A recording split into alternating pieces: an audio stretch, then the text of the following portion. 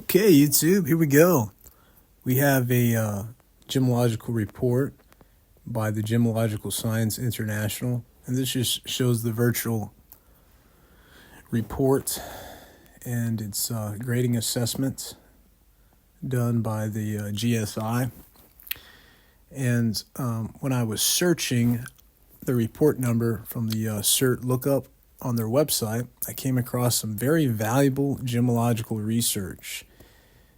And you can review this article on the Gemological Science International website. So I always like to give credit where credit is due. And this article covers their research into color instability of CVD, chemical vapor deposition diamonds. Okay, and so the key points here are the 737 nanometer silica vacancies, and these are chemical vapor deposition or CVD diamonds.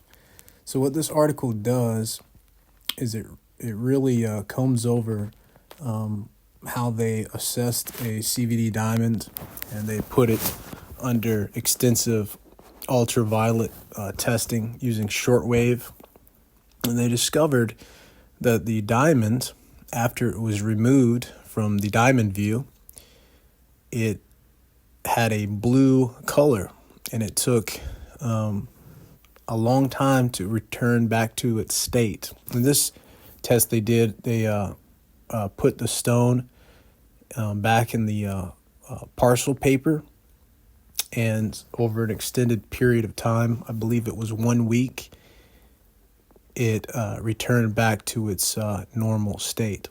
So this right here, it kind of eliminates some discrepancies in regards to gemological grading laboratories issuing a color grade, and then, sometime later, when they go to assess the color grade, it's different than the grading gemological report.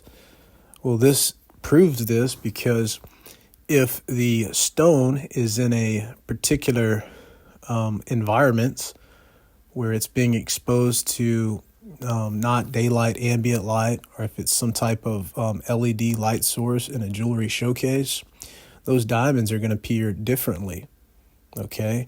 And if that diamond goes into a Sherlock Holmes machine using shortwave or UVB UV light, and when it comes out, the consumer looks at the stone and says, oh no, this is a blue diamond, or it has blue nuance.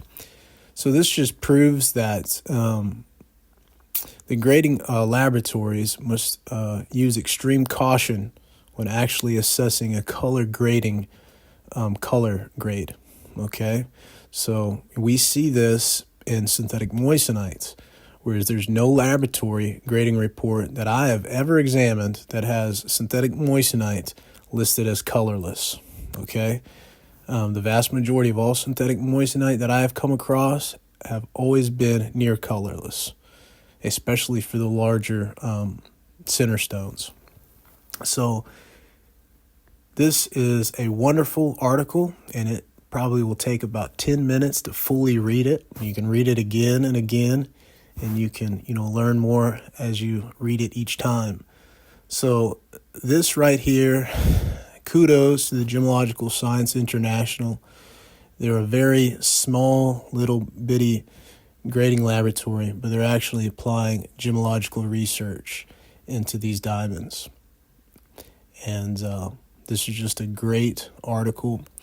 Now, if you guys want to learn how to make the identification segregating HPHT or chemical vapor deposition diamonds, I have some good shorts in revealing how you can use ultraviolet light source, and you can use your phone to study the actual growth formation, the growth synthesis, and using UV light sources to determine if you have a CVD or an HPHT. And as time goes on, more appraisers and gemologists will be armed with enough knowledge into determining the growth synthesis.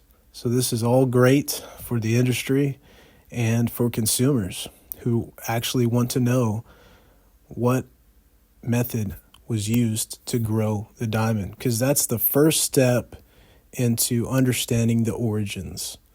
Where was this diamond grown? In what type of environments? And in what location? Okay? So go ahead and give this article a read and go over there to the Gemological Science International website and really read all about these color instability CVD diamonds.